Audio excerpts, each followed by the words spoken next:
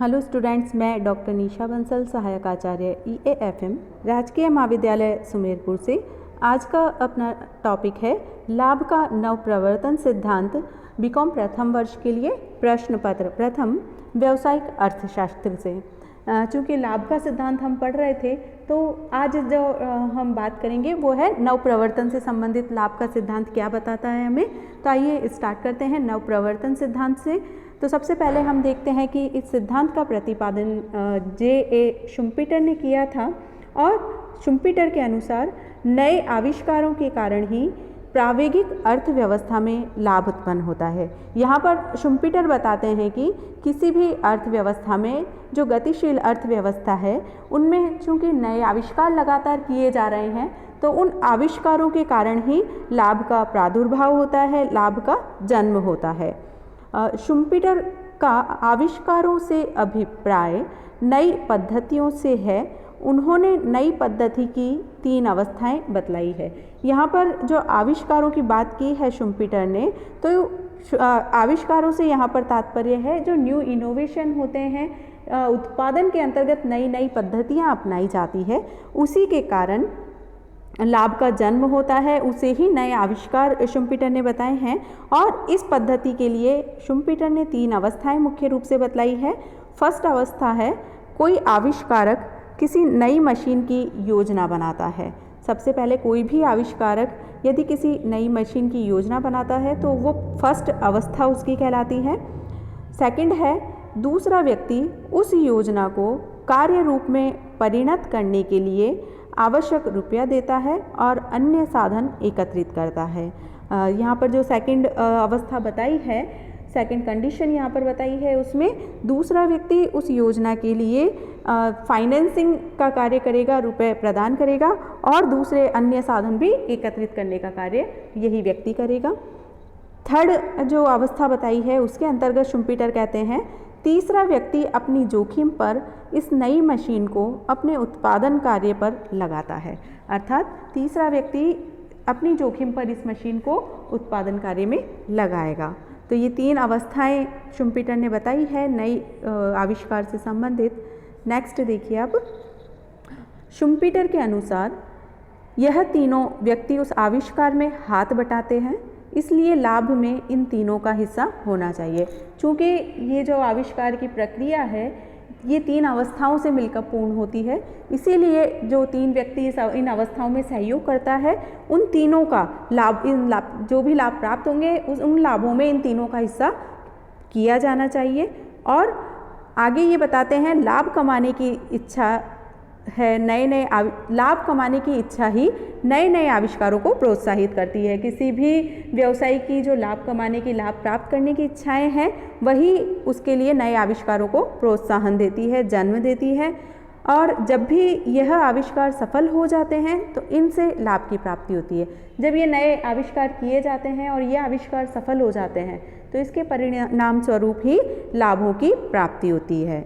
अतः लाभ नए आविष्कारों का कारण एवं परिणाम दोनों है। अतः ये कहा गया है, ये शुम्पीटर बताते हैं कि इन नए आविष्कारों का कारण और परिणाम दोनों ही लाभों के रूप में प्राप्त होता है।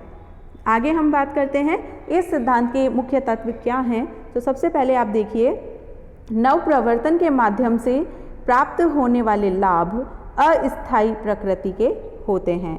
नवप्रवर्तन के माध्यम से जो भी लाभ प्राप्त किए जाते हैं वो अस्थायी प्रकृति के होते हैं। इसका मुख्य कारण क्या है ये आगे हम डिटेल में पढ़ेंगे।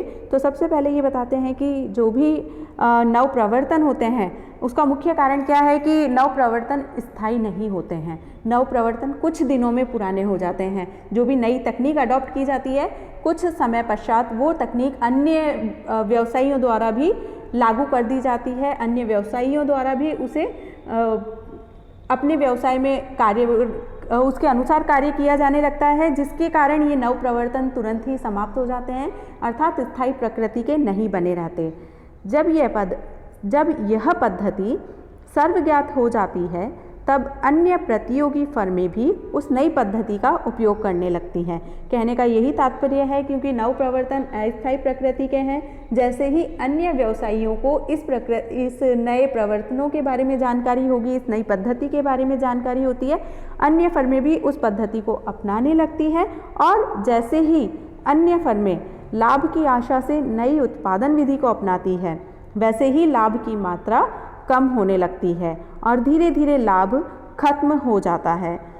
इस न्यू इनोवेशन के अंतर्गत जैसे ही अन्य प्रतियोगी फर्में इन्हें अपनाने लगती है, इस नई पद्धति को अपनाती है, धीरे धीरे ये पद्धति सामान्य रूप से चलन में आने लगती है और लाभों की मात्रा धीरे धीरे कम होने लगती है और एक समय ऐसे आता है जब लाभ बिल्कुल समाप्ति की अवस्था की ओर अग्रसर हो जाते हैं। परंतु जैसे ही किसी नवीन पद्धति का विकास कर लिया जाता है तो यह लाभ पुनः प्रकट होने लगते हैं।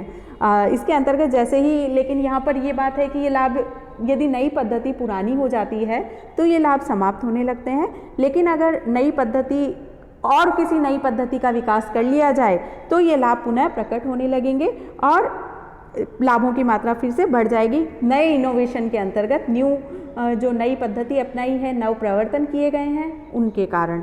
अतः शुम्पीटर का कथन है कि किसी भी नव प्रवर्तन के कारण ही लाभ उत्पन्न होते हैं, अर्थात जब तक नव प्रवर्तन रहेंगे तब तक लाभ प्राप्त होंगे और जैसे ही वो नव प्रवर्तन सामान्य चलन में आ जाते हैं तो लाभों की मात्रा धीरे धीरे कम होने लगती है। आगे देखिए, नव प्रवर्तन सिद्धांत के अनुसार शुम्पीटर का कथन है कि किसी भी नव प्रवर्तन के कारण लाभ उत्पन्न होते हैं और जब यह अन्वेषण सामान्य हो जाते हैं तो लाभ समाप्त होने लगते हैं। अर्थात जब नव प्रवर्तन किए जाते हैं तब लाभ उत्पन्न होते हैं और जैसे ही ये नव प्रवर्तन सामान्य रूप से चलन में आते हैं तो लाभ भी समाप्त होने लगते हैं। किंतु प्रावेगिक अर्थव्यवस्थाओं में फिर कुछ समय पश्चात कोई नया आविष्कार जन्म ले लेता है जिसके फलस्वरूप लाभ पुनः उत्पन्न हो जाते हैं। इस प्रकार यह श्रृंखला चलती रहती है। तो यहाँ पर शुम्पीटर बताते हैं कि एक बार नव प्रवर्तन सामान्य रूप से चलन में आने पर लाभ समाप्त हो जाते हैं, किंतु चूंकि अर्थव्यवस्था प्राविगिक है, गतिशील है, उसमें नए नए आविष्कार होते रहते हैं, नए नए अन्वेषण कार्य लगातार चलते रहते हैं, जिसका इफेक्ट ये होता है कि जैसे ही कोई नया आविष्कार किया जाएगा, न्यू अन्वेषण किया जाएगा, लाभ पुनः उत्पन्न हो जाएंगे और ये श्रृंखला लगातार चलती रहेगी, जिसके कारण लाभ लगातार प्राप्त होते रहेंगे। इस प्रकार से शुम्पीटर के अनुसार लाभ नव प्रवर्तन के कारण, नए आविष्कारों के कारण ही उत्पन्न होते हैं और यह प्रक्रिया लगातार चलन में रहती है। इस प्रकार से शुम्पीटर के सिद्धांत के अनुसार लाभ नव प्रवर्तन का मुख्य कारण है, नव प्रवर्तन के कारण उत्पन्न होते हैं।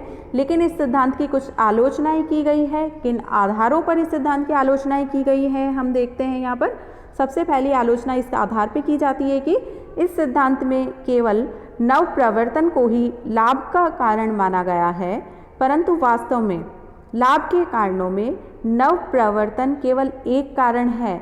देखिए, शुम्पीटर ये बताते हैं कि लाभ केवल नव प्रवर्तन के कारण उत्पन्न होते हैं। जब भी किसी प्रकार का नया आविष्कार किया जाता है तो उसके परिणाम स्वरूप लाभों की प्राप्ति होती है, लेकिन वास्तविकता में नव प्रवर्तन केवल एक कारण है, लाभ प्राप्ति का कुछ अन्य कारण भी हैं, जैसे अनिश्चितता वहन करना और समन्वय, जोखिम उठाना आदि जो तत्व हैं, इस सिद्धांत में उन तत्वों की उपेक्षा की गई है। तो इस प्रकार से इस आधार पर हम इस सिद्धांत की आलोचना कर सकते हैं। नेक्स्ट जो इसका एस्पेक्ट है वो है जोखिम झेलने का कार्य पूंजीपति नहीं अपितु साहसी करता है। यहाँ पर जोखिम झेलने का जो कार्य है वो साहसी के द्वारा किया जाता है, लेकिन शुम्पीटर अपने सिद्धांत में ये बताते हैं कि जोखिम झेलने का कार्य पूंजीपति द्वारा किया जाता है। पूंजीपति अपनी पूंजी ब्याज के आरूप में प्रदान कर सकता है। ये जरूरी नहीं है पूंजीपति के पास पूंजी है तो वो उसे जोखिम झेलने का कार्य भी वही करेगा। किसी भी व्यवसाय का जन्म भी उसी के द्वारा होगा या नया व्यवसाय उसी के द्वारा अपनाया जाएगा, बल्कि वो बहुत बार पूंजीपति सिर्फ पूंजी प्रदान करने का कार्य करता है, ना कि व्यवसाय स्टार्ट करने का कार्य। तो यहाँ पर जो जोखिम झेलने का कार्य है वो साहसी करता है, पूंजीपति करे ये आवश्यक नहीं है।